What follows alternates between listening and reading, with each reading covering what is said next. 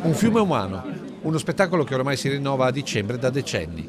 Sono le fiere di Santa Lucia dedicate all'agricoltura, ma non solo, specchio di un settore in forte espansione nel settore vitivinicolo, in contrazione nella cultura dei cereali, ma soprattutto di riavvicinamento dei giovani alla terra. Tutti gli anni si cresce a due cifre, ragazzi interessati all'agricoltura, ragazzi che portano innovazione, nuove pratiche culturali e soprattutto che vedono il mondo molto più rispettoso dell'ambiente e con un'agricoltura biologica. Una fiera giovane anche nella dirigenza. A rappresentare il comune il vice sindaco di Santa Lucia, che ha rinnovato alla regione la richiesta del casello sulla A27. L'invito era: diventa tu quello che non è stato la provincia, no? Quindi metti gli espropri, soldi per gli espropri e fai questa brentella di adduzione. Quindi penso sia la naturale porta alle colline del Prosecco per poi entrare in Pedemontana. Un casello strategico per collegare fluentemente le fiere del Piave, ovvero l'aggregazione di Santa Lucia con Godega e San Donà, ma soprattutto Longarone. Si basa su un comune denominatore che è il turismo però del territorio, quindi Santa Lucia rappresenterà il turismo del territorio per quanto riguarda la pianura e la collina